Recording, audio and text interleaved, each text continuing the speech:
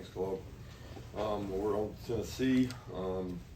It's a really difficult prep week, probably the hardest one of the year in terms of trying to replicate what they do. They do a tremendous job stressing you in all phases. They've always been good with Josh in terms of offensively, but I think what they've been able to do defensively this year to me is really impressive. They play really good defense, really good offense. The tempo is hard to match. And then their special teams, that's the phase nobody talks about. These guys are really elite on the special teams. You can tell they put a lot of time and effort into it. So it's a huge challenge. When you go on the road in the SEC, I say it all the time, doesn't matter who, where, when, doesn't matter anything about anybody's record. Only it matters is you're playing on the road in the SEC in a really tough environment, and the prep for that is kind of the challenge that our team has to embrace. You have to embrace it's different when you go on the road in our league, especially when you go to play a team as talented as Tennessee is. So with that, I'll open it up. Yeah, Coach, they've been able to run the football exceptionally well under Josh Heupel. I'm curious, what's the key to being able to stop the run with light boxes, because they're going to do a good job of spreading you out as well? Yeah, you can't stop it with light boxes. They make it where you can't. You got to be able to strike a man, get off a block, and football is so simple when it comes down to your ability to play block protection or block people. Like you either get blocked or you don't get blocked, and you got to win a whole bunch of one-on-ones if you don't have enough people in there, because they expose you quickly, and they're very physically tough. Their O-line plays that way. Their backs are easily the best stable of backs we've seen this year in terms of the backs, the package of backs they have, and that includes the quarterback with the backs. So it's a really tough prep. They do a great job. The box count is what it is. They know what you got. They know what you don't got. So it boils down to who can strike a block and get off a block. Yeah, Kirby, you mentioned the offensive line the other night. Just one, how have you seen that group get better throughout the year? And two, like you mentioned the other night, how much of improvement is just depth, being able to rotate guys in, keep guys fresh? Yeah, our line's gotten better with the year. I mean, we've had games we play better than others, but sometimes that has to do with the opponent you play.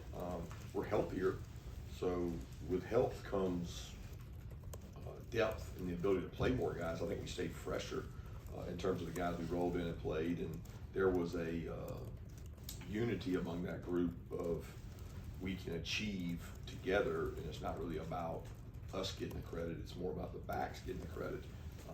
But a lot of offensive line play is usually dictated by who you're playing against and how you play, and those kind of things. Kirby, what is the latest on Julian?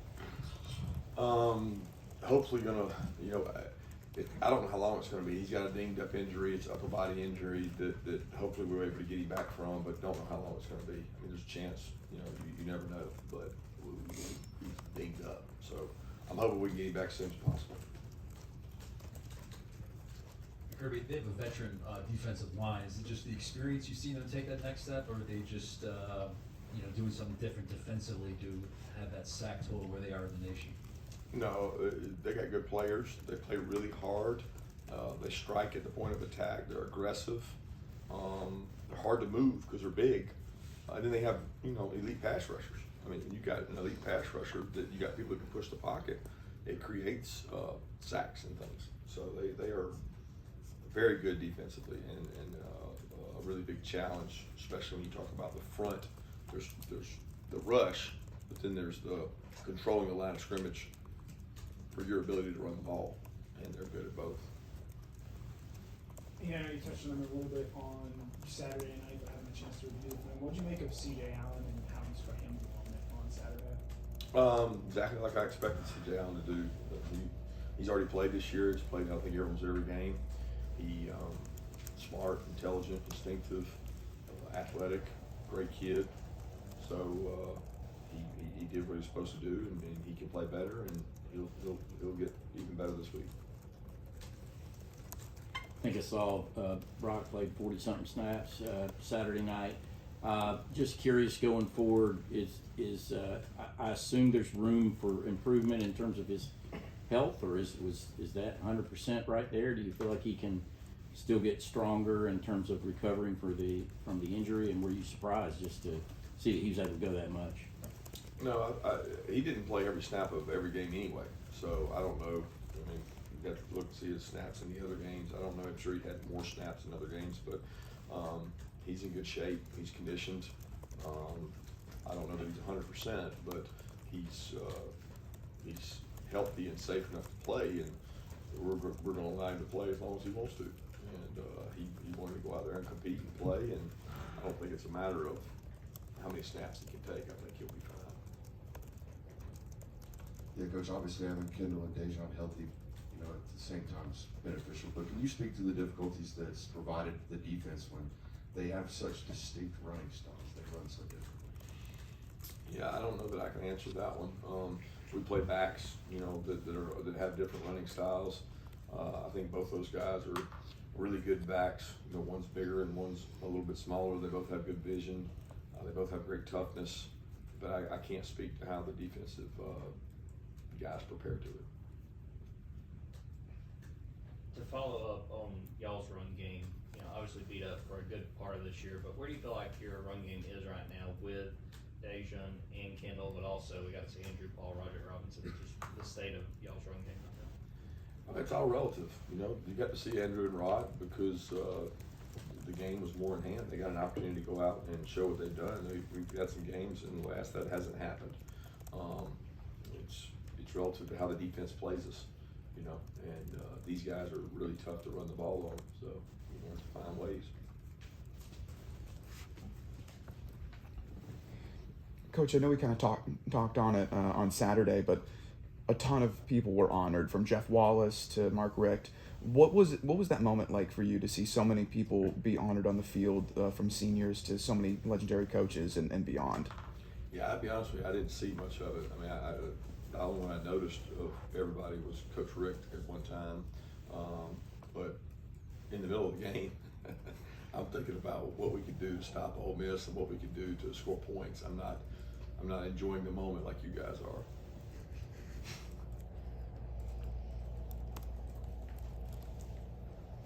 I think maybe we're getting a chance to talk to Mike Hill here a little bit. What have you seen out of him this year and how he's developed and grown as a contributor for you guys? Obviously, you know what he did last year for you guys as a freshman. Yeah, he's been a really good leader for us. He didn't get to show the improvement he would like to in the spring because he didn't get to go through all the spring. So he came into camp coming off of a summer injury, and he didn't get to practice as much in fall camp in spring. So I was really pleased when he came back how much he asserted himself into getting in shape, conditioning shape. I actually think he's just now starting to play his best football. The last 2 to 3 weeks, he's been able to take shoulder a little more burden of the snaps and moving quick, playing with speed. He's a really good leader. He understands our defense, and he really studies offenses really hard to know their tendencies. And he's been a great addition for us and played even better this year than last. What have you thought of the job that Dylan Fairchild has done this season? The amount of work he's gotten in and how he's played. Yeah, he's gotten better. I mean, he's a guy that grew up, played a year on the scout team, worked as a 2 most of the year, and he got to play in a lot of games last year where the margin was great enough late to get in, and it's like your ability to do that brings your team along faster. So all that time last year made him better this year, and he's played well this year with the injuries we've had. He got to jump in and play, and he and Micah have done a really good job of sharing that spot, and really pleased with the way Dylan's playing. Coach, obviously Nazir had the sack on Saturday and then the interception the week before, not to mention being honored on Senior Day. What have you seen from his development and how much he means to this team? He's worked really hard. We've challenged him early in the season, didn't know if he was playing as well as he was the year before when maybe he was hungrier. It was his first time starting and doing those things, and he's answered the bell here lately. He's really focused on his conditioning level, and he's come in and run extra. He knows the weeks we've got last week and then the next weeks ahead, the tempo. is a factor. So I love the fact he's embraced in getting in the best shape of his life so he can play his best football towards the end of the year. Which I'm sure you've had a chance to review it, but just what did you think about how C.J. Allen and Ray Wilson played in their kind of first? I know they played a lot, but they were being on for the first time this week. Yeah, we talked about CJ already, but thought Raylan played well. He had, I don't know what the snaps were, but he had some plays that we wish he'd get over, but he also has some really good keys. He's a physical kid. He's a great blitzer. He can be a really good football player the more he plays. So I think that game at least gives them some confidence, and it almost, because Ole Miss doesn't go the same pace as Tennessee, it gives them a good, hey, this is a window into what this is like, but now this is going to be twice as fast, and they're really good at running it. Now Ole Miss had really good backs. Tennessee's got really good backs, so there's some carryover there in terms of alignment assignment, but not necessarily the pace. And Coach, many times you've talked about the importance of being in the present moment. What are some of the biggest challenges as a coaching staff getting a bunch of 18 to 23-year-old guys to not focus on past success and future expectations, but on what's important now? It's a challenge. I mean, it's a challenge we accept. I mean, it's part of the passion you have for the job is to reinvent yourself every week and not succumb to the stuff that's out there. And it's something we take a lot of pride in, and our players believe in what we tell them. That's the number one thing. You have to trust the players, or your messaging doesn't work.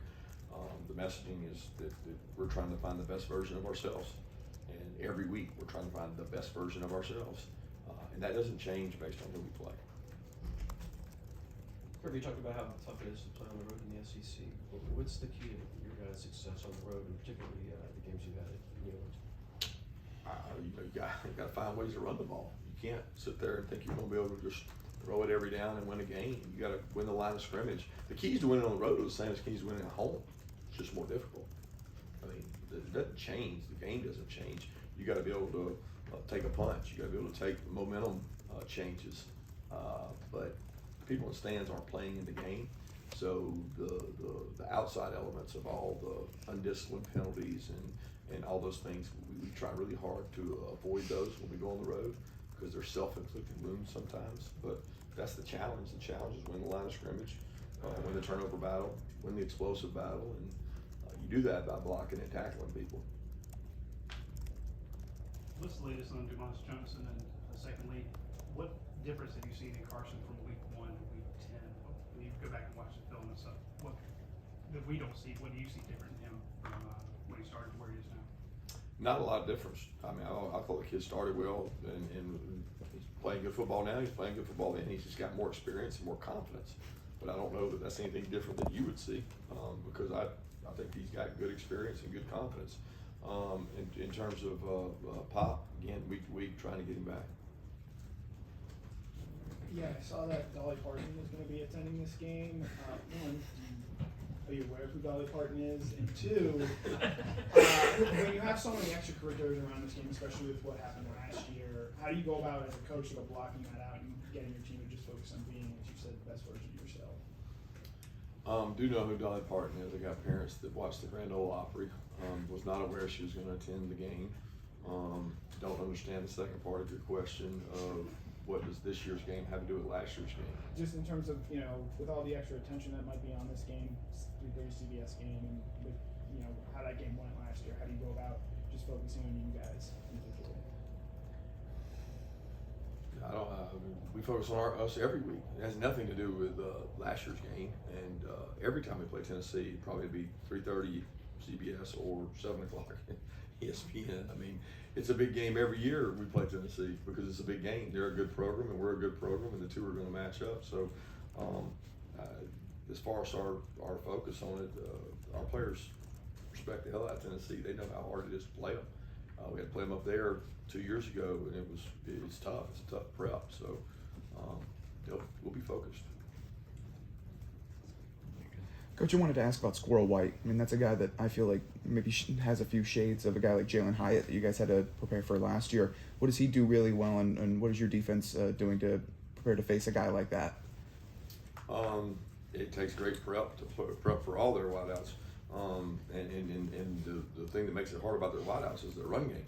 So the run game is just incredible what they're able to do, and then off of that comes the pass game. So he's a great player. We recruited him. He's really fast. He's dynamic. He's gotten better with his age, and he's played a major role for them in terms of run after catch and vertical speed. What stands out to you about Joe Milton? Elite arm talent, really good athlete. You know, you sometimes at DB you're looking for recovery, so I can close and get a ball out because maybe the ball's not there, but the ball gets there 0.5 seconds faster. In the game of football, 0.5 seconds is an eternity. It's 2-3 steps, and he's elite at doing that. They create run game with him, so they get an extra hat in the run game, which we'll see, and they're good at doing it. Obviously, Leonard Whitehead hasn't seen the field much this year, but he came back to Athens from Tennessee. Just what was it like bringing him back, and how's he doing? He's doing great. He's been Scout Team Player of the Week a couple times in terms of the Scout Special Teams units. He plays on. He's very intelligent. He gives us a great look and a great picture in terms of effort, and really proud of what he's been able to do. Kirby, I wanted to ask you about Dalen Everett, and especially with Julian banged up. It seems like the last couple games he's had some opportunities to make plays on the ball, hasn't made those. And for those of us that don't know exactly what his responsibilities are at the time, could you kind of assess how he's played and how he's handled those, maybe some plays he's given up? Dalen's very confident. He plays against really good wideouts every day in practice. We do one-on-ones, we do reps every day. I got a lot of confidence in Dalen to be able to make plays on the ball. And he's made plays on the ball. I made an incredible play against Auburn. And, those are plays that, sometimes you make them, sometimes you don't. They're 50-50 balls. We want to win more than we lose.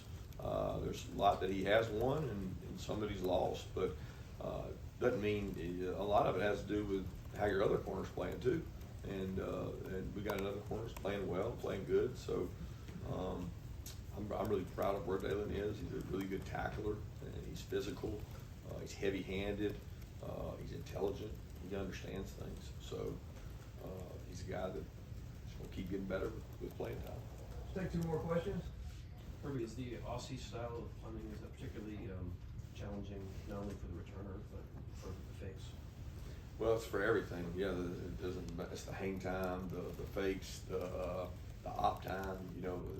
Their punter is really elite at what he does, because very few people can rugby both directions, and he's got an ability to kick left-footed, right-footed, go both ways. It just makes you have to defend more grass, and they do a really good job of that. Kind of follow up on Jake's question about the other cornerbacks, kind of about Nyland and AJ Harris, kind of how are they looking right now? Both those guys do a good job. Daniel Harris, AJ Harris, Chris Peel has done a good job. Nyland's done a good job. Those guys all continue to get work. We get really good quality work with them each and every day against our guys and against the opponent work.